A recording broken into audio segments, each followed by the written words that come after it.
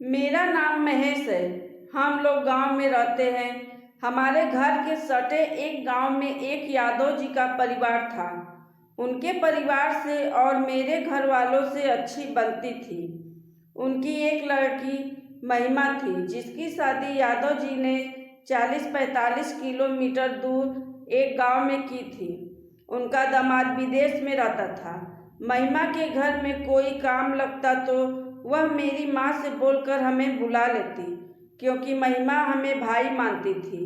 महिमा की एक 21 साल की ननद सुमन थी। सुमन बहुत ही सीधी सादी थी, लेकिन सुंदरता किसी अप्सरा से कम नहीं थी। मेरी सुमन से अच्छी पड़ती थी। सुमन के साथ बिताए हुए वे पल किसी हसीन सपने से कम नहीं थे। एक दिन महिमा का कॉल आया। वे मेरी मम्मी से बोली, आंटी जी, हमारे यहाँ सबके खेत में पानी चल चुका है, सिर्फ मेरे खेत को छोड़ के, क्योंकि हमारा खेत गांव से दूर है और ट्यूबवेल से पानी भी रात को मिल रहा है। अगर आप महेश को भेज देती तो अच्छा होता। मेरी मम्मी ने कहा, ठीक है। अगली सुबह मैं महिमा के घर चला गया। इतने दिन बाद जब मैंने सुमन को देखा तो दंग रह गया। वे पहले से भी ज़्यादा खूबसूरत हो चुकी थी। उसे देखकर गांव के लड़के तो उसके आगे पीछे घूमते थे। जब सुमन अंदर से मेरे लिए चाय लेकर आई तो उसे देखकर मेरे दिल में कुछ कुछ होने लगा। मन में यह ख्याल चलने लगा कि सुमन अगर मान जाए तो मैं इससे शादी जरूर कर लूँगा।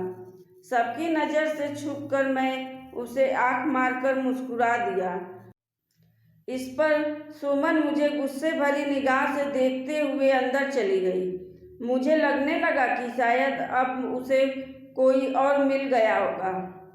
मैं पूरे दिन कोशिश करता रहा, लेकिन उसने कोई भाव नहीं दिया। मैंने भी गुस्से में सोच लिया कि अब ये खुद भी मेरे पास आना चाहे तो मैं इसे दूर कर दूंगा। धीरे धीरे शाम हो गई थी। तभी महिमा के ससुर बोले, सुमन, तुम भी खेत में महेश के साथ चली जाना। महिमा के साथ उसने भी हाँ में सर हिला दिया।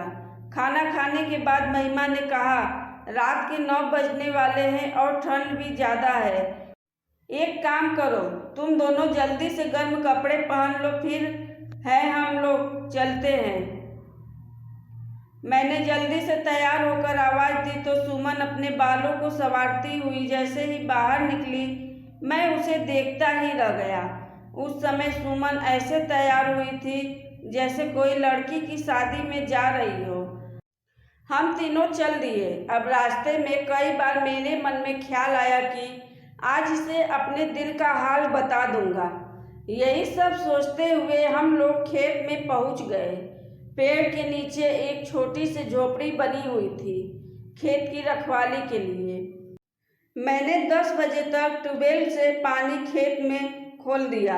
हम तीनों साथ में खेत की चारों तरफ घूमने लगे। चांदनी रात थी, 11 बजने वाले थे। दूर दूर तक कोई दिखाई नहीं दे रहा था।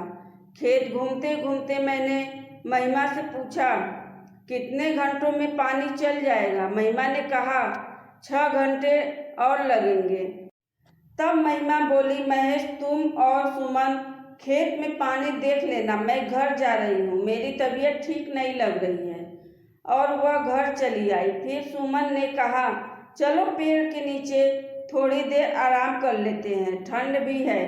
मुझे भी ठंड लग रही थी। मैंने बोला, सुमन, तुम चलो, मैं अभी आया, तब तक तुम यहाँ आग जलाने की व्यवस्था कर लो। सुमन बोली, ठीक है, कहकर वे चली गई। उसके बाद मैं मन ही मन उसे गाली देते हुए पीपल के पेड़ के पास चला गया।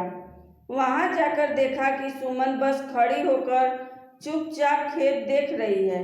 यह देखकर मुझे बहुत गुस्सा आया। एक तो ठीक से बात नहीं कर रही है और ऊपर से अभी तक आग भी नहीं जलाई है। मैं अपने गुस्से को काबू में करते हुए बोला, सुमन, तुमने अभी तक आग क्यों नहीं जलाया है? मुझे ठंड लग रही है। वे मेरे पास आकर धीरे से बोली, आग तो सुबह से लगी है, बस तुम्हें बुझानी है। इतना कहकर वे मुझ पर टूट पड़ी। इस तरह मुझसे चिपक कर किस करने लगी कि मैं सारा गुस्सा भूल गया। मैंने उसे प्यार करते हुए पूछा, सुमन, जब तुमको हमसे प्यार ही था तो सुबह से इतने नखरे क्यों दिखा रही थी? सुमन बोली, अगर मैं नखरे नहीं दिखाती तो तू मुझे घर पर ही प्यार करने लगता और मैं सारा मज़ा खराब नहीं करना चाहती थी। सुमन बड़े प्यार से कहने लगी, कब से तुम्हारे प्यार के लिए तरस रही थी। आज तुम अपनी सब इच्छा पूरी कर लो। चांदनी रात होने की वजह से हम दोनों एक दूसरे को अच्छे से देख पा रहे थे। अब हम दोनों रात भर खेत देखते हुए ठंडी का मज़ा लिए। सुबह घर आए तो हम दोनों फ्रेश होकर सो गए। अब हम दोनों 2 दिन तक मौका देखकर मिल लिया करते थे।